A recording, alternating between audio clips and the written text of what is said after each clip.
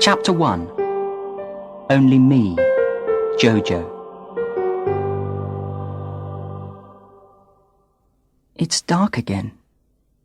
So it's evening. It's the third evening. No, I'm wrong. It's the fourth evening. It's Tuesday, Wednesday, Thursday. Yes, it's Thursday. Why do I count the days? Why do I say it's Thursday? There aren't any more days. There's just time. Time when it's dark, and time when it's light. Everything is dead. So why not days too? Yes. No more days. No more Thursdays. There's only now. And there's only me. Why? Why aren't I dead too? That's a stupid question, Jojo, I say to myself. You know why you aren't dead. You aren't dead because you weren't in the house. You were in the fields when the men came. But that's not my question. I want to know why I was in the fields. Why wasn't I in the house with my family? There are no answers to questions like that, Jojo, I tell myself. I have to talk to myself because there isn't anyone else. I think there are mice here. I can hear them at night. You can't talk to mice. But there aren't any other people. There's only me, Jojo. I know this because I listen. I listen all day and all night. I hide in our stable where the horse lived, and I hear nothing. Just the mice. The village is quiet. There is smoke now, but smoke is quiet. The fires were noisy, but the fires have stopped. It rained yesterday, and after the rain there were no more fires. Just smoke. Of course, I'm not the only thing alive here. As well as the mice, there's a dog somewhere in the village. I can hear it. And there are rats and flies. But I think I'm the only person here. All the others are dead. Everyone in the village is dead. There's only me now. And I don't know what to do. I'm not in our house. I went into our house after the men went away, so I saw my family. All of them on the floor. All the blood on the floor, too. They were all dead. My mother, my father, my sister, my brother, my family. Jojo, don't think about that, I say to myself. Don't think about the blood. Don't think about those things. But I can't stop thinking about them. My mother had no clothes on. I've never seen my mother without clothes. Perhaps I will go into the house tomorrow and put some clothes on my mother. She must be cold without clothes. But I'm afraid that the men are going to come back. Perhaps they're looking for me. Perhaps they will come back for me. Perhaps I want them to find me. Then I can be dead too. I don't want to be the only one alive. Come on, Jojo, I say to myself. You are the man of the family now. You must be a big boy. You must be strong. It's difficult to be strong when you're 10. And I'm only just 10. My birthday was last month, in July. I got a bicycle for my birthday. It was white. It was a wonderful bicycle. I cycled to school on it every day. There isn't a school here anymore. There was a big fire there, and now there's just smoke. I don't know where my bicycle is, but I don't want it anymore. I don't understand why the men came to our village. It's not a very rich village. We don't have very much. We're not like the people in the big towns. My brother went to live in the town. He told us about the cars and the shops and all the things there. Why didn't my brother stay in the town? Why did he come back here? Why did he die? He was always laughing. He was always so nice to everyone. He wanted to be a teacher. He went to the town to study. My father said that my brother was a good son. He worked hard. He wasn't going to be a poor farmer like my father. I said I was going to study hard too, and my father laughed, his big laugh, the laugh that made his tummy go up and down. "I like that," he said. "That's good. I'll have 2 sons to look after me when I'm old." "I'm going to study too," said my sister. "Just find a rich husband," said my father. "I don't want a rich husband," my sister told me. "I'm going to be a teacher, like our brother. You see, Jojo, our father doesn't know, but there are lots of women teachers in the town. Our brother told me." But my sister can't be a teacher now. She's dead on the floor. There was blood on her legs. I pulled down her skirt. It wasn't nice like that. My sister was always very nice. She was kind, too. Why did the men hurt her? She never hurt anyone. Sometimes I want to die now, too. But sometimes I don't. I don't want to die. I sit at the back of the stable. The stable is where our horse slept at night. But the men took away all the horses. I heard them. I'm happy that our horse is alive. She was a good horse. I gave her nuts. She liked eating nuts.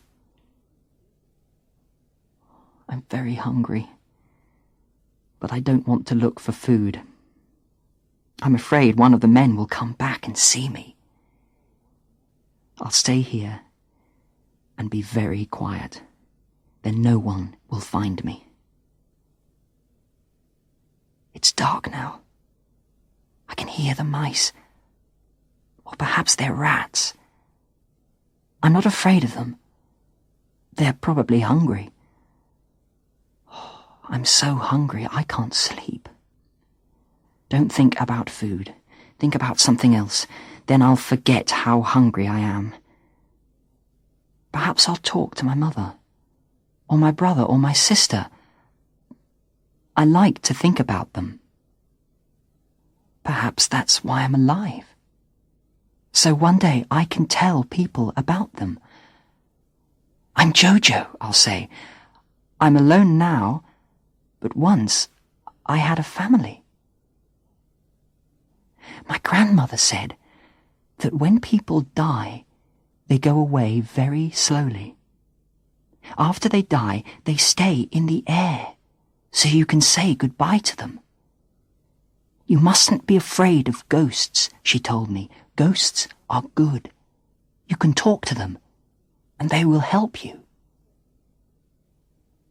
I think that there are lots of ghosts here. I think that my grandmother was right. I'm going to tell them that I'm here. This is Jojo, I'll say. I'm not dead, and I won't let the men find me. I'll stay here, and I'll talk to you, so you won't feel so sad. Maybe the ghosts will help me. There's a sound outside the stable.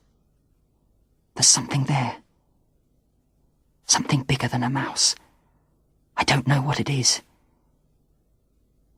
And now I can hear another sound. A bigger sound. Like a lorry. It is a lorry. A lorry is coming here to the village. The men are coming here. I'll be very quiet. Perhaps they won't find me.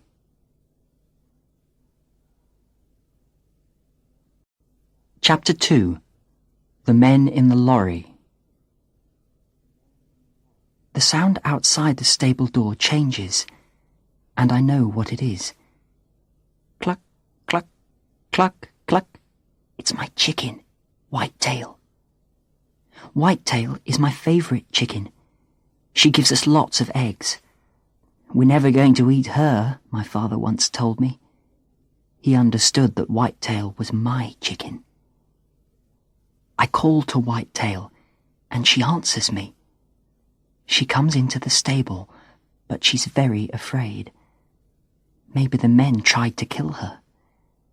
I take her in my arms and talk to her. I'm very hungry, I tell Whitetail, but I can't go and look for your eggs because the men are coming. I have to be careful. I don't want anyone to find me. As I talk to her, I hear another sound, the sound of the lorry. It's getting nearer. I'm afraid that the men will find Whitetail. Perhaps they will find me too, and then they will kill both of us. You're afraid, and I'm afraid too, I tell her. She doesn't move in my arms, but I feel a bit better now she's with me. She's happier now too. She's quiet in my arms. The sound of the lorry gets very loud. The men are here, outside our farm. I listen and wait.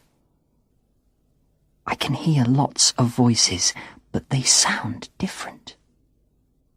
They don't sound like the men in our village, and they don't sound like the men who live across the river.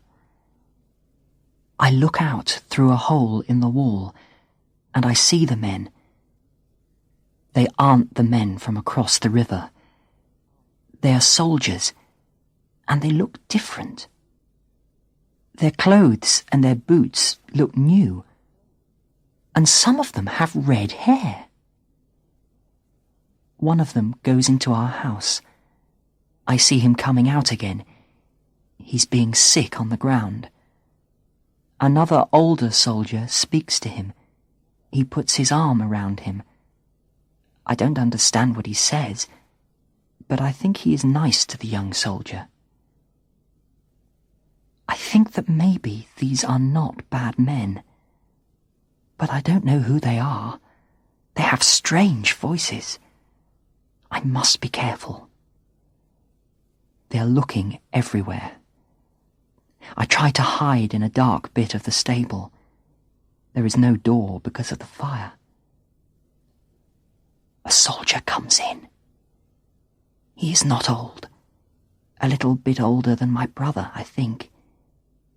He's the young soldier who was sick. Then Whitetail begins to cluck again. The soldier shouts something, but I don't understand. He has a gun. I can't stop Whitetail moving and clucking. I put her down and she runs to the soldier. He begins to laugh. Whitetail runs out of the stable, and the soldier runs after her. They're going to kill her, I think. No! I shout. I run out of the stable. Don't kill her! She's my chicken! The soldiers all look at me. I try to move again, but I can't. I haven't eaten anything for days. I fall down. A soldier picks me up. Now they are going to kill me, I think. But he doesn't look angry. He looks very sad. He shouts something. Nothing happens. The men are all looking at my house. And then I see another man. He was in my house, and now he comes across to me. He doesn't look like the soldiers. He's tall with yellow hair. He has 2 big cameras. My brother had a camera, but it was very small. The man smiles at me as he walks. He opens his hands to show that he has nothing in them. "Don't be afraid," he says. He speaks our language, but he speaks it rather strangely. "You're safe now," he says. "These soldiers won't hurt you." "Where's my chicken?" I ask. "I don't want the soldiers to hurt my chicken." The man says something to the soldiers in their language. They laugh, and then the young soldier who came into the stable comes to me. Whitetail is in his arms, and the soldier gives her to me. The soldier says something and smiles. The man with the cameras tells me that the soldier comes from a village like mine. His father is a farmer, and he has lots of chickens and ducks, but his village is a long way from here.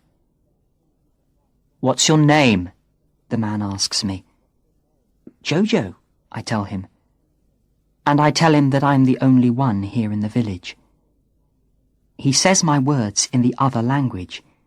He tells me that this is translating. He will tell the soldiers anything that I want to tell them. I don't want to tell them anything, but the man says that they are here to help. "Are you hurt?" asks the man with the cameras. He tells me to call him Chris. I tell Chris that I'm not hurt.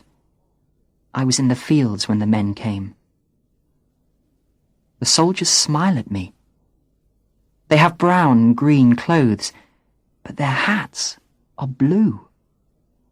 It's like a bit of the sky on the top of their heads. "Are you hungry?" asks Chris. "Yes," I say. "I'm very hungry." The soldiers make a small fire for cooking. I can hear it. It's a good sound. The fire in the village was different. It made a sound like the wind at night, a great big wind that makes you hide in your bed with the blanket over your head. The soldiers give me some rice and beans. It's very good. "Don't eat it too fast, or your tummy will hurt," says Chris. My mother often said that. I want to cry, but I can't. The tears are all inside my head, like a big ball of rice that won't go down. The soldiers have lots of blankets in the lorry. Chris takes one and puts it over me. I sit down, and Whitetail sits down next to me. The young soldier has given Whitetail some food, too. He tells me that his friends call him Duck now, because he has chickens and ducks at home. He smiles at me. I want to smile, but I don't have any smiles anymore. The men took them away with them across the river. I can't feel the ghosts of my family anymore. Perhaps they're inside the stable. They don't know that I am outside here with the soldiers. The soldiers say that I am safe now. I want to believe them, but what's going to happen when they go away and I'm all alone again? I ask Chris, and he tells me that the soldiers are going to take me with them. "You can't stay here all alone," says Chris. I don't know where I'm going, but Chris tells me it's a long way away from the village. He says that I'm going to a place where there are lots of children like me. He says that there has been fighting in other places, and there are lots of children without families. But I have a family. They're here. The soldiers don't understand that. Chris doesn't understand. Only the ghosts understand.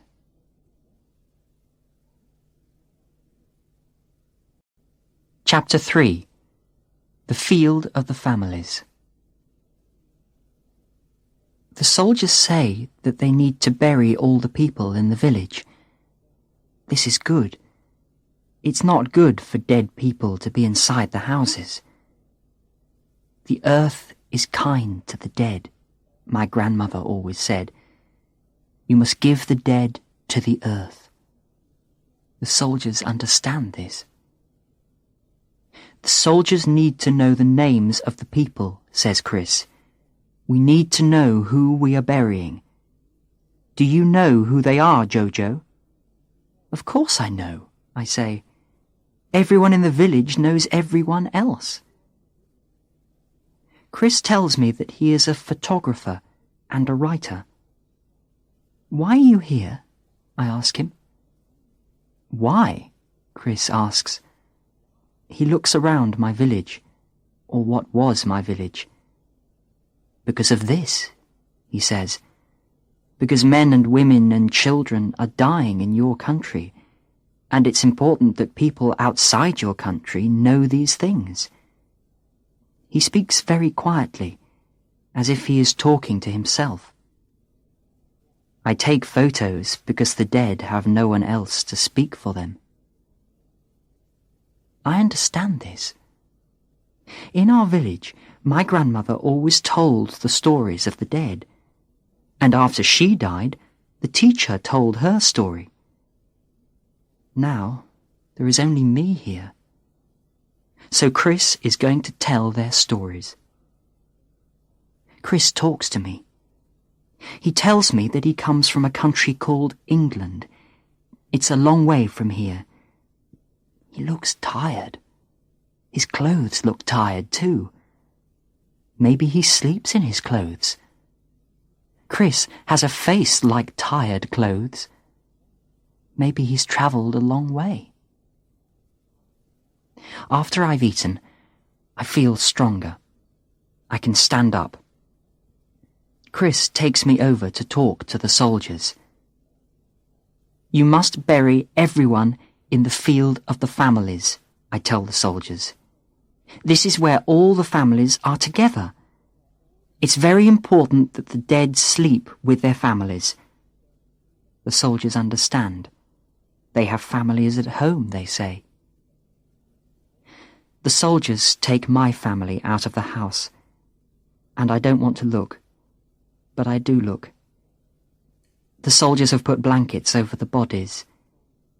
There is no more blood. The soldiers speak very quietly. They don't want to wake up my family. They understand that you have to talk quietly when you are talking to ghosts. I tell Chris the names of all the people in the village, and he writes down their names. Then we go into the field of the families. We walk round the village.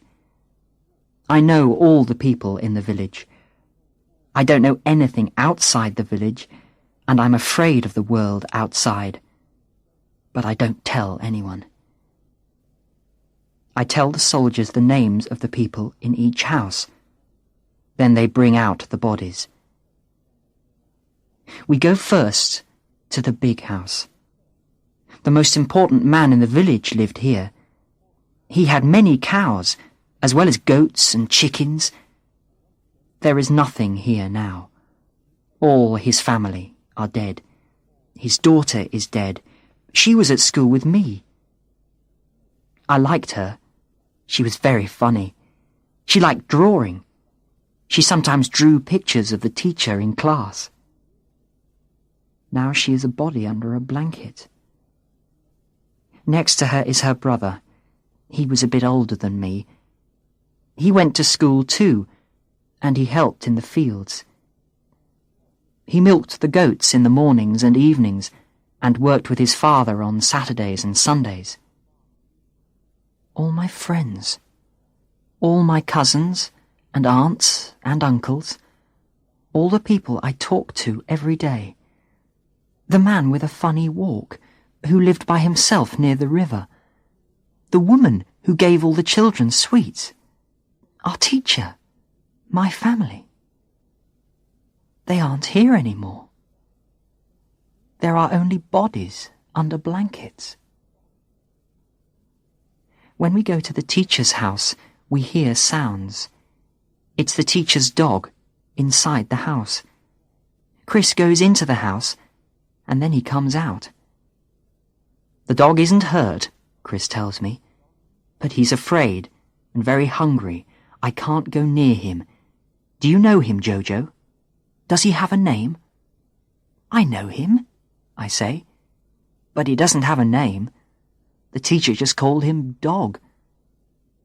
The dog's afraid, but he needs some food and water, Chris tells me. I think that I smell strange to the dog. Perhaps your smell won't be so strange, Jojo. Can you take the dog some food and water? I don't know why they don't just kill the dog. He doesn't have a job to do here anymore. Why don't the soldiers shoot the dog? I ask Chris. They don't want to, says Chris. In my country, we love animals. We don't like to hurt them. I think I know why they don't want to kill the dog. There are too many bodies here already. The soldiers have food in little boxes. They open a box and give it to me, and I take it inside the teacher's house. The teacher's body has gone, but there's blood on the floor. The smell of the blood is making the dog very afraid. Hello, dog, I say. It's me, Jojo. Dog is very angry. He wants to hurt me. I put the food on the ground and push it to him. Dog eats it very quickly and drinks the water, and I talk to him. After a while, he is quieter, and then I take him outside. He's very happy to be outside, and he runs around. He's a nice dog. He's not at all dangerous. Chris takes photos of me and Dog. He takes photos very quickly. When my brother took photos, he told me not to move, but Chris takes photos when I am moving. His camera makes a funny click-click sound. The soldiers all like Dog. They give him chocolate, and they give me chocolate too. The soldiers and I go to my school. The fire was very big here. There is no school building here any more. But there are also no bodies. The school was closed when the men came. The soldiers find 2 books on the floor. They have a few pages which aren't burnt. They give the books to me. The fire has eaten the village. There is nothing here now. Only me, and Dog, and Whitetail, and 2 books with black pages. I show Chris the books, and he looks very sad. My children read books like that, he tells me. The soldiers go into the field of the families.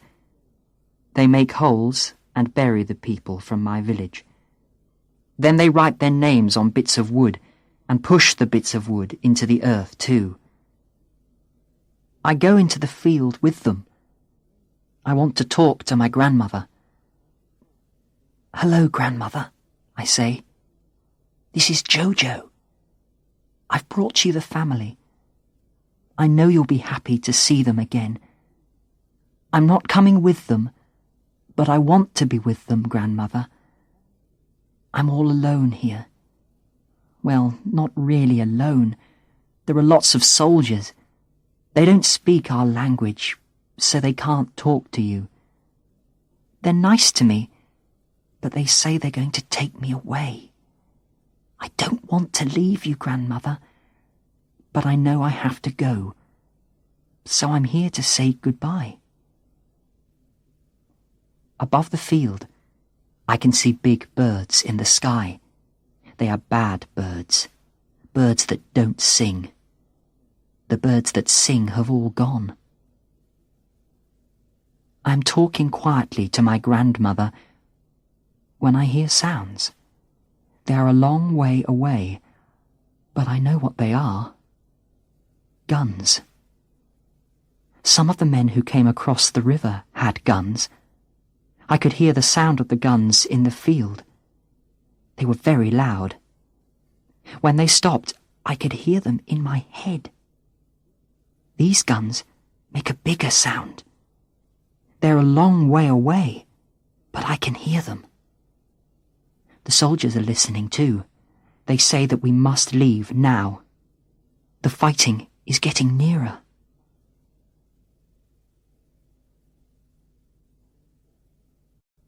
Chapter 4. The walls will fall down. I didn't know about the fighting. All I knew was the village, and the things my brother told me about the big town. No one told me about fighting. There are so many things that I don't know. Right now, I don't know where I'm going. I only know that I'm leaving my village. Chris has a jeep, and he says that he will drive me to the children's house. I know it's a jeep because my uncle had a jeep once. Chris's jeep is very dirty. That's because the earth roads are wet now. I get into the jeep with Chris, and we follow the soldiers out of our village. I'm leaving my home. I'm leaving everything I know. I'm thirsty, and Chris gives me water from a strange flat bottle. It's got a kind of coat on it. Chris says that it's a soldier's water bottle, and it's like that to keep the water cold. It's good water. There are no flies in it, and it's not green like the water from the river. Why do people fight? I ask Chris. I don't know, says Chris. He sounds very tired. I don't know why men fight each other. All I do is take photos and tell stories. I love stories. My grandmother often told me stories about our family and what happened a long, long time ago. I tell Chris this. I don't write stories like that, says Chris. I write stories about things that are happening now. I write for a newspaper in England. I tell people a long way away about people like you, he says. About me? I ask. Are you going to tell my story? Maybe, says Chris. Is that okay? I think about it. Yes, I decide. That's okay. My newspaper likes stories about children, Chris says. He sounds angry, but I don't know why. Tell me about your family, says Chris. So I tell Chris about my family. I can do that. But I can't talk about the men. There are no words for that. The words don't want to come out. I will never tell anyone about those things. I tell Chris about my parents and about my brother and sister. I want people to know about my family. Chris says he will tell people all about them. He'll tell them about how my father worried about the rain. He'll tell them how my sister wanted to be a teacher, like my brother. And he'll tell them about me and my white bicycle. I tell him how my mother looked after the house. After the fire, a lot of the house fell down. I told my mother all about it, I say to Chris. You told your mother? He asks. Yes, I talked to her ghost. You know that after they die, people go away very slowly. I don't know a lot about ghosts, I tell Chris, only what my grandmother told me. She said that you can't see them and you can't hear them, but you know that they're there. I think that your grandmother was right, says Chris. When you go to a village after people die, you can feel them there. I'm happy that Chris understands. I like Chris. He is my new friend. I think he understands. He says that he often comes to my country. He likes it very much. I tell Chris that I'm worried about my house. I'm not there now, I tell him. Perhaps all the walls will fall down. Then there will be no more house. I'm sorry, says Chris, but you can't stay there. It's too close to the fighting. When I was a very small boy, I tell Chris, I didn't know why there were walls. So I asked my mother. What did she say? Chris asks me. She told me that the walls hold up the roof, and you need the roof so you don't get wet when it rains. So I went outside to look at the roof, but it was raining, and I got very wet. Chris laughs. I was very small, I tell him. I asked my mother lots of questions, and she always knew the answers. My children were the same. They always asked me lots of questions, but I don't think I always knew the answers, says Chris. But we also had walls outside, all the way round the farm, I tell Chris. You saw them. When I was small, I walked round them and thought that these were walls, but there wasn't a roof. So I asked my mother why there were walls all round the farm and no roof.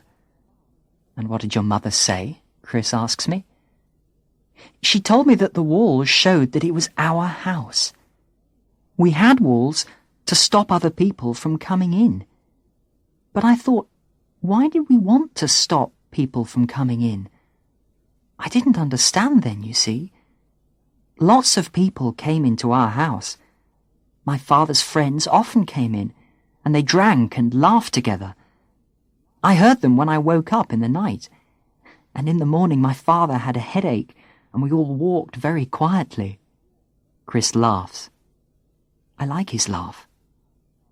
I know just how your father felt, he says. When I drink too much, I get headaches too. My brother had friends in the house too, I tell Chris. Sometimes people came to buy animals and to sell them, and the doctor from the next village came into our house once when I hurt my head. So I thought and thought, and then I asked my mother about it again. And what did your mother say? Chris asks again. She told me that there were other people in the world, people who weren't nice. She told me that there were people on the other side of the river.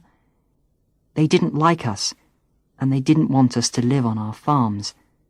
So we had walls. And my mother told me that the river was our wall too. It was so big, no one could cross it, so we were safe. I didn't understand then. I thought, how can a river be like a wall? But I understand now. And my mother was wrong. I thought that she knew all the answers, but she didn't. She didn't know that the people could cross the river. She thought that we were safe. And when the people came from the other side of the river, the walls didn't stop them. The river didn't stop them. Chris is quiet. We're going slowly along the road. The road is very bad because of the rain. The guns are louder now. We're driving past a village, and I can see that there has been a fire here too. It's all black, and it smells like our village. It's a very bad smell.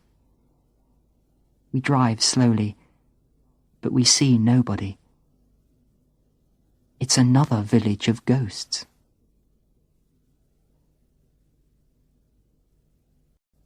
Chapter 5. The River. This is what a dead village smells like, I think. We drive through slowly. There are black birds in the sky here, too. They know that there are bodies here. They want to eat the bodies. Once, one of our cows died in the night. In the morning, these birds came and started to eat the cow. They can smell it. The village smells worse than a dead cow. Perhaps all my country smells like this now. The men who do these things must be very bad. I can see the river through the trees. We are driving along by the river. I like the river. It's a very big river, and it goes very fast. I often walked along it with my brother. He said that you can't swim in it, and if you fall in the river, in 2 hours you'll be in another country. He told me not to forget that. I could see how fast it was.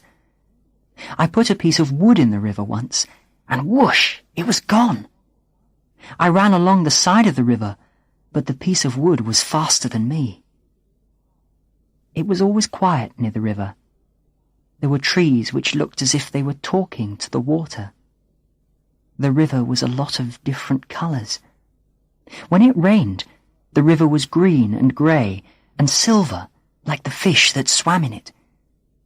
On sunny days, the river had lots of little gold bits in it. They danced on top of the water as if they were happy that it was a sunny day. Last month, my father and I walked along the river. There was a farmer he wanted to see in another village, and he said that because it was the school holidays, I could go with him. I was very happy. I liked going for walks with my father. My father often talked to me on these walks. He told me what he was thinking. "It's too dry," he said, or "It's too wet." It was nearly always too dry or too wet. There was always too much rain or not enough rain. When there was too much rain, there were lots of weeds in the fields. My father told me that weeds were green plants that were in the wrong place. They made my father angry. He hated the weeds, and I hated the weeds because it was my job to go into the fields after school and pull them out of the ground. When there was not enough rain, the fields went yellow and then brown, and the ground was hard like the walls of our house. Then all the plants died. My father and I walked along the river to a place where there were lots of stones. "There was a farm here once," said my father. "What happened?" I asked him. "The people from across the river came," my father told me. "They took all the animals and then made a big fire, and now there's nothing, just stones and weeds." "What about the people?" I asked my father. He didn't tell me.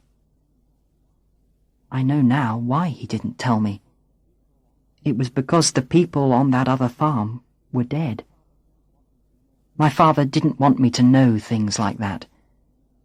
I can understand that now, because I know what happens when the men come.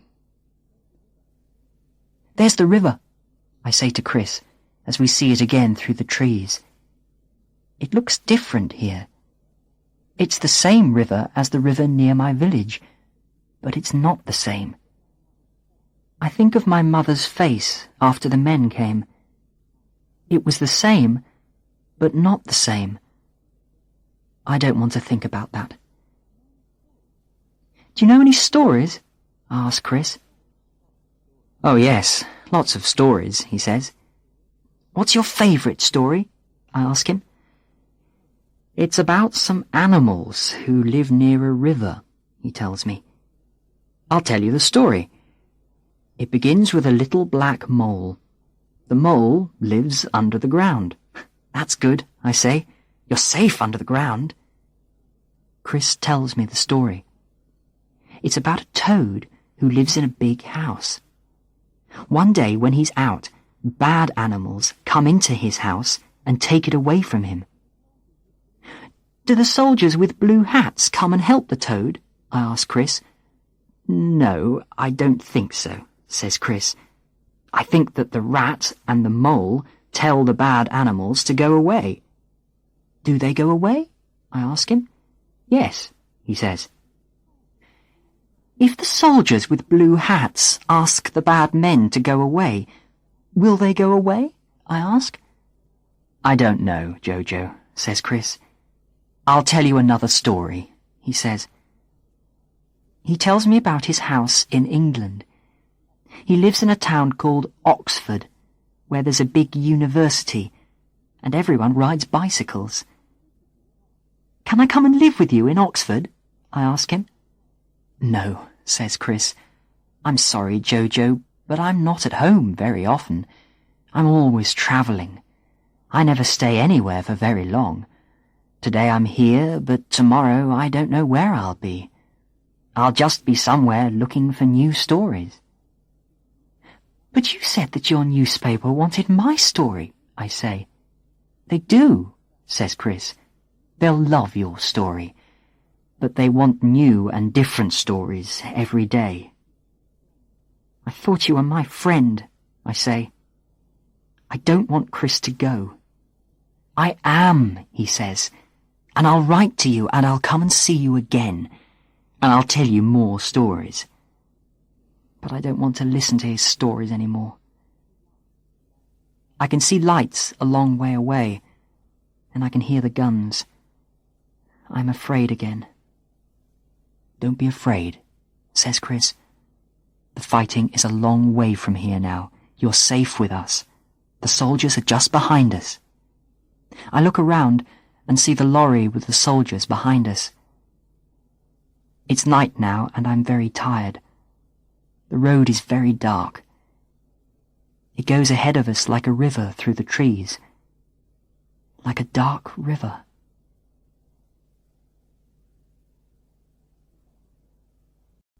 Chapter 6. The Children's House. It's morning when we get to the Children's House.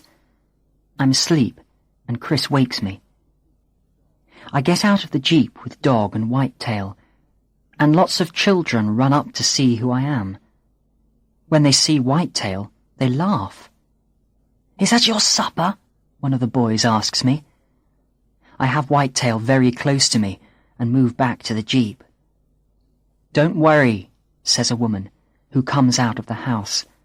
"No one's going to eat your chicken." "I'm Dr. Nicky," she says. There are so many children here. They come from many villages, and all of them have stories like mine. That's why they're here. They don't have homes.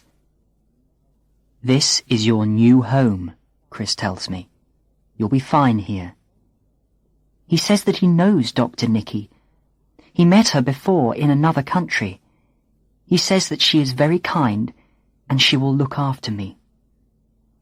"Aren't you staying?" I ask him. "No, Jojo," he says. "I'm going to take photos of the fighting. It's my job, but I'll come back as soon as I can." "Goodbye, Jojo," he says, and then he drives away very quickly. Dr. Nicky shows me round the children's house. But it isn't just one house. There are many houses where people sleep and eat. And there's a big hospital for all the children who are hurt. There are lots of children here who are hurt. The house where I sleep is bigger than any house in my village. We all sleep in one big long room. Days go by, and other children come here. We all do lessons together, and we play football. Dog likes football too, but he always tries to eat the ball. It makes the small children laugh. The very small children are happy here because they don't understand what is happening in our country. All the other children are unhappy. I know that because they shout and cry in the night. No one sleeps quietly here. Dr. Nicky is the doctor here. She speaks our language very well and is very nice. She wears a white t-shirt with letters on it. "What are the letters for?" I ask her. "The letters are for Médecins Sans Frontières. That means Doctors Without Borders," she answers. I don't understand. My brother had a t-shirt with letters on it. Letters were the name of our country. "Is that where you come from?" I ask. I know that some countries are very big. I think that maybe her country is so big that it doesn't have any borders. Maybe it just has sea all around it. A land without borders is a good place, I tell her. You can be safe, and you won't be afraid of the people who live on the other side of the river. I want to go to the country without borders, I tell her. Dr. Nicky smiles. No, Jojo, she tells me. It just means that I'm a doctor who will go anywhere. I will help people in any country. Not the country on the other side of the river, I say. You can't help them. They are very bad. But there are children there too, says Dr. Nicky. They aren't bad. I will go anywhere where there are children who need me. But I don't want to listen. I like Dr. Nicky. She has lots of children to look after, but she often talks to me. Many of the children are very ill. Some of the children are here because the men thought that they were dead, but they weren't dead. There is one boy here who says nothing. No one knows his name or where he comes from. We call him Red because he has a red t-shirt. Dr. Nicky asks me to talk to Red. I say, okay, but I don't really want to talk to him. Well, I do want to talk to Red because Dr. Nicky wants me to, but I don't want Red to tell me what he saw. I'm afraid. I don't want to hear the things that are in his head. I think he's seen some very bad things. I think perhaps he was in his house when the men came. There are some things that make you want to stop talking, I tell Dr. Nicky. I know, Jojo, she says, but Red doesn't have to tell us what he saw. I just need to know his name and where he comes from. I need to know if he has a family somewhere. I'll talk to him, I say. So many quiet children, and Jojo who never stops talking, says Dr. Nicky. But she smiles at me, and I know she likes me. I go outside, and Dog follows me. Red isn't afraid of Dog, but he's afraid of people. I sit outside and talk to Red. I talk about my family, tell him stories. I tell him a story about when my mother had a new dress and how it got wet in the rain. She put it near the fire to dry, and a bit of wood fell out of the fire and burned it. Then I tell Red a story about the time my brother went into the fields with the goats, but he started to read a book, and the goats ran away. I had a goat, Red says. Did your goat have a name? I ask him. Red closes his eyes. Our goats all had names, I tell him. But then I stop. I don't want to think about our goats. The men took them away. My goat was... Red begins, but he never says what his goat was. He never says any other words, only those words about the goat. I run to Dr. Nicky. Red told me he had a goat, I tell her. Well done, Jojo, says Dr. Nicky. That's a start. But it wasn't. It was the end. The next day Red walked out of the children's house. He walked down the road between the trees. Maybe he wanted to go home. Maybe he just wanted to go away. I don't know. But I never saw him again. After he left, Dr. Nicky looked very sad. But then she went back inside the hospital. There are so many sick children. Some of the children here say that Red stepped on a landmine after he left the children's house. There are lots of children here who have stepped on landmines. Most of them don't have any legs. Men have put landmines into fields and under the roads, all the places that children go. I didn't know about landmines, but the other children tell me about them. Landmines sit in the ground, and when you stand on them, bang, you die, or you get very badly hurt. Often you lose your legs. Dr. Nicky says that there are thousands and thousands of landmines in our country. When the fighting stops, there will be landmines there, so children will be hurt. I think about this at night. I also think that the fighting is getting closer. You can hear the guns and also bombs. They're louder than the guns. At night, I think of my home. It's a very long way away. I'm afraid of the bombs and the guns and the sounds they make. I don't want the fighting to come here. I want Chris to be here. I feel safe with him.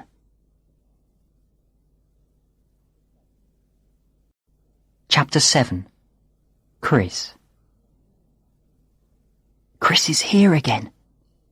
He came early this morning. He was wearing the same clothes and looked very dirty. But one of the women here has washed his clothes, and now he looks clean again. Chris takes lots of photos of all of us in the children's house and in the hospital. The soldiers are here again too. They don't live at the children's house, but some of them come and play football with us. Duck likes playing football. He says that he often plays football at home. Duck tells me that he and the other soldiers come from a place called Ireland. It's near England, and it's very green. There are lots of fields and lots of chickens and ducks. He says that all the soldiers call him Duck now, and it's all because of Whitetail and me. Whitetail likes Duck. Duck picks her up, and she clucks very happily. When the other soldiers are here with Duck, they sometimes laugh at him. They shout Duck's name, and then they all laugh. Chris tells me that duck means two things in English. One is the bird that lives in the water. The other is when you get down on the ground, when someone shoots a gun at you. So the soldiers shout, "Duck!" and fall on the ground, and then they laugh. They play games like me and my brother. I didn't know that soldiers were like this. Are the soldiers going to fight the bad men across the river? I ask Chris. No, says Chris. They aren't here to fight. They have come here to try and make the country safe, says Chris. They are United Nations soldiers. They will fight only if someone tries to hurt them. The soldiers come from different countries, and they go to other countries to stop people fighting. I don't understand. Chris says that the United Nations means that lots of countries get together, like my father did with the other men in the village. They decide all the things that are good and bad, and what the other countries have to do. If the other countries don't do them, then they send their soldiers. He says that the United Nations is called the UN. That's what is written on the side of their lorries. But the fighting will stop if the soldiers kill the bad men, I say. Then everything will be better. It's not as easy as that, Jojo, says Chris. Why didn't the soldiers come here before? I ask Chris. Why didn't they come here when the bad men first crossed the river? Before my family died? Before the fires? I think I don't like the soldiers so much now.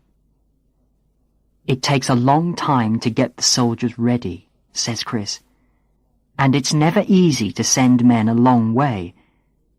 The important thing now is to stop the fighting. There are villages like yours on the other side of the river too, and children. But I don't believe him. Chris comes and talks to me every day now. He's teaching me to speak English. He says I'm very intelligent. What lessons do you like at school? Chris asks me. I like reading, I answer. I'm reading the 2 books the soldiers found in my old school. They're a bit black from the fire, but you can read some of the pages. When I build a new school for the village, I'll use these books, I tell Chris. When you build your new school, I'll get new books for you, says Chris. I'll ask the people who read our newspaper to give money for the books and for the school. But Chris looks sad, and I know what he is thinking. He thinks I am a child, and I don't understand, but I do understand. He thinks that there is no one back in the village, so there will never be a school there again. There are people from the village who live in the big town, I tell Chris. They'll come back with their children one day, and we'll build the village again. I remember all the sounds of the village, people laughing and working and talking. The people must go back. I must go back. When you leave your village, it's like walking into a big hole. You fall, and you don't stop falling. And if the village is empty, who will talk to the ghosts? There are many empty villages in my country, and many ghosts. The soldiers have made a big hole in the ground, and Dr. Nicky makes us hide in it when the sound of the bombs is very loud. All the small children cry. I want to leave here. I want to go somewhere where there are no bombs and no men with guns. Chris has been here for 2 weeks, and now he says that he's going away. Not just to another village, but back to England. He comes to say goodbye to me.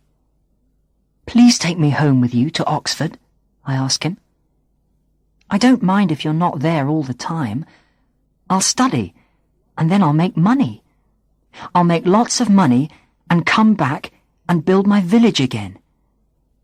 I'm sorry, Jojo, says Chris, but I can't take you back to England. Why not? I'm very small. I don't eat very much. It's not that. This is your country. This is where you live. I can't. He turns away from me. I will try and come back soon, he says, and I will write to you, Jojo. And he goes. I don't want his letters. I want him to take me away. I don't like it here anymore.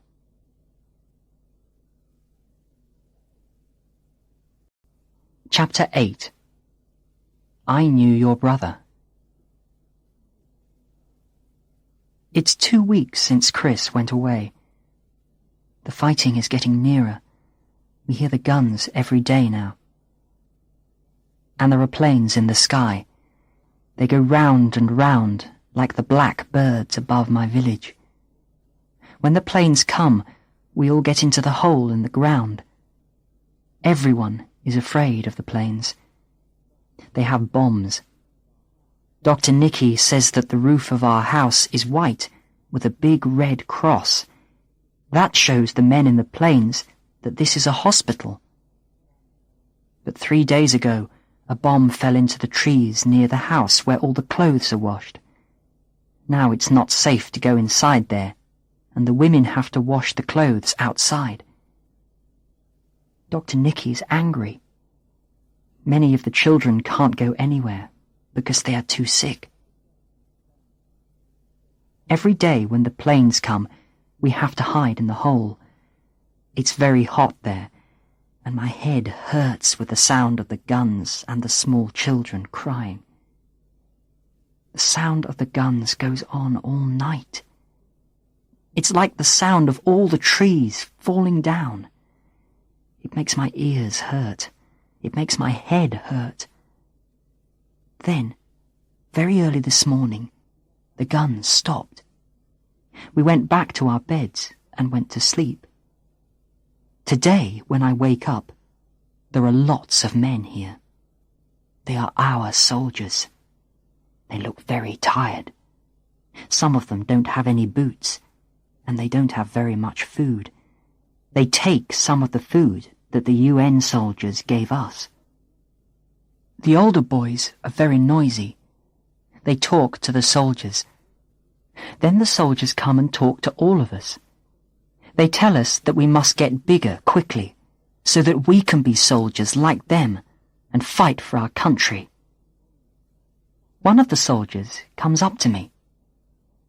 "I think I know you," he says. "Aren't you Jojo, the brother of—" and he says my brother's name. "Yes," I tell him. I know who he is now. He was a friend of my brother's, and he came to our village and stayed with us. I'm very happy to see him. He knows my village, and when he talks to me as Jojo who lived in the village. With him, I am Jojo who had a brother. I understand now why I feel so strange in the children's house. It's because here I am not really Jojo. When I left my village, I left some of myself there. I was like a snake. I didn't have my old skin, and I didn't have a new skin. My brother's friend asks about my brother. I tell him. I tell him that I am the only one left from our village. He is very angry. My brother was a good friend of his. He wants to kill the men who killed my brother. We talk. He tells me what our soldiers are doing. And now, talking to my brother's friend, I feel that I am someone again. I am Jojo, and I have a country. A country feels like a new skin. We talk about his village too. He says that it is like my village, but it's a long way from here, and there isn't any fighting.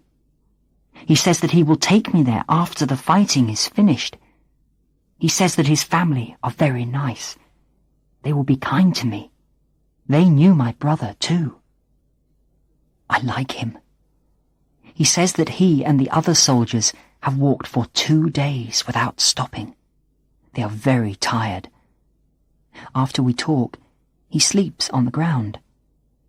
I look at his boots. They have holes in them. His gun is old, too. It's a small gun. It's not like the big new guns the UN soldiers have. They have new boots, too. And they aren't fighting. Outside the children's house, some of the UN soldiers are playing football with the older boys. I see Duck, and he smiles at me. Dog is trying to play football, too. I sit and watch them for a while. Dog runs after the ball and catches it in his mouth. Then he runs away. Everyone runs after him. I am sitting by the wall, and Duck's gun and boots are next to me. There is no one here to see me. Very quickly, I pick up the big gun and the boots. They're very heavy. I take them to my brother's friend and wake him up. My brother's friend is very happy when I give him the gun and the boots. He gives me his old gun because he says that I will need it. He says that our soldiers are going to hide in the hills, and I can go with him. "You can't stay here now, Jojo," he says. "They'll be looking for you when they find that the gun has gone." I take his old gun. It's not very heavy. I follow him, my brother's friend. He talks to one of the other soldiers who came with him, and then he goes through the house and out of the door at the back. There are trees near there, and very soon no one can see us. I think of Chris as I go. His letters will go to the children's house, but I won't be there. I was a boy when I met Chris. That was then. Now I have a gun, and I'm a man.